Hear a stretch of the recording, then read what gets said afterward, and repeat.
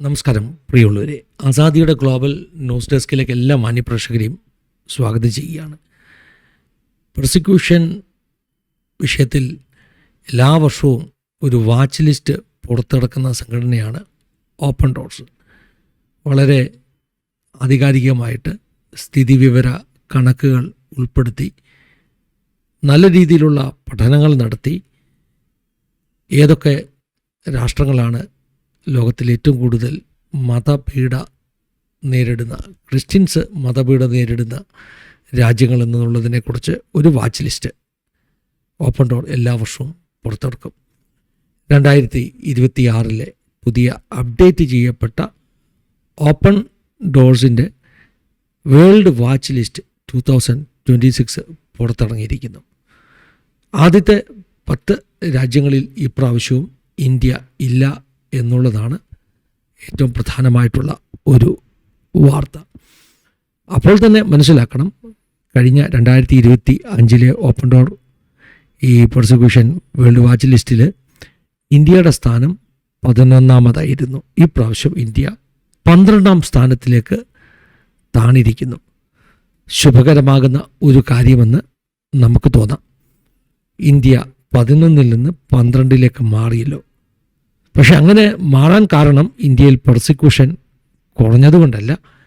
കാരണം ഈ watch list തയ്യാറാക്കുന്നതിന് ഈ ഓർഗനൈസേഷൻ ഉപയോഗിക്കുന്നൊരു സ്കോറിംഗ് സിസ്റ്റമുണ്ട്. ആ സ്കോറിംഗ് അനുസരിച്ച് ഇന്ത്യയുടെ സ്കോറ് ഇപ്പോഴും അതേ സ്ഥാനത്ത്, അതായത് 84 നിൽക്കുന്നു. ഓപ്പൺ ഡോർസ് വേൾഡ് വാച്ച് ലിസ്റ്റിൻ്റെ സ്കോറിംഗ് സിസ്റ്റം അനുസരിച്ച് ഇപ്പോഴും ഇന്ത്യയുടെ സ്കോറ് മാറ്റമില്ലാതെ തുടരുന്നു. പിന്നെ 11 നിന്ന് 12 വീഴുവാനുള്ള കാരണം, കഴിഞ്ഞ പ്രാവശ്യം 18ാം സ്ഥാനത്ത് നിന്നിരുന്ന ഒരു രാജ്യം, അതായത് സിറിയ, മുൻപിലേക്ക് കയറിയിരിക്കുന്നു. 18ാം സ്ഥാനത്ത് നിന്ന് നേരിട്ട് 6ാം സ്ഥാനത്തിലേക്ക് ഒരു സ്ഥാനക്കയറ്റം സിറിയയ്ക്ക് ലഭിച്ചിരിക്കുകയാണ്. കഴിഞ്ഞ വർഷത്തേക്കാൾ സിറിയയുടെ സ്കോറ് 12 പോയിൻ്റ് വർദ്ധിച്ചിരിക്കുന്നു. അങ്ങനെ 90 സിറിയയുടെ ഇപ്രാവശ്യത്തെ സ്കോറ് 100ൽ 90 എന്ന സ്കോറ് നേടി സിറിയ പ്രോസിക്യൂഷൻ വാച്ച് ലിസ്റ്റിൽ മുൻപിലേക്ക് കയറിയിരിക്കുന്നു. സിറിയ നമുക്കറിയാം, ക്രിസ്തീയ ചരിത്രം വളരെയധികം ബന്ധപ്പെട്ട് നിൽക്കുന്ന ഒരു സ്ഥലമാണ്.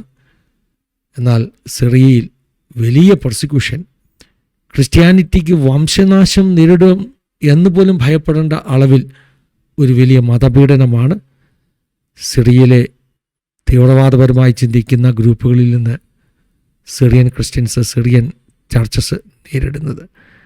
ലോകത്തുള്ള പല ഈസ്റ്റേൺ ചർച്ചുകളുടെയും ബന്ധം, വേരുകളുള്ളത് സിറിയയുമായിട്ടൊക്കെയാണ്, ആ പ്രദേശങ്ങളുമായിട്ടാണ് എന്നുള്ളത് വളരെ അധികം ദുഃഖത്തോടുകൂടി സിറിയയിലുണ്ടാകുന്ന ഈ സംഭവ വികാസങ്ങളെ നോക്കിക്കാണുവാൻ നമ്മുടെ ഉള്ളിൽ ഒരു നിയോഗം നൽകുന്നു. ഇന്ത്യയുടെ സ്ഥാനം കുറഞ്ഞു, പക്ഷെ അത് സിറിയ മുൻപിലേക്ക് സ്ഥാനക്കയറ്റം കിട്ടിയിട്ടാണ്. ഇവിടെ ശ്രദ്ധിക്കേണ്ട വളരെ പ്രധാനപ്പെട്ട മറ്റൊരു കാര്യം, ആദ്യത്തെ 10 പേരുകളിൽ വലിയ വ്യത്യാസങ്ങളൊന്നുമില്ലാതെ പോയിരിക്കുന്നു. നോർത്ത് കൊറിയ 1ാം സ്ഥാനത്ത് തന്നെ ഇപ്രാവശ്യവും നിൽക്കുന്നു.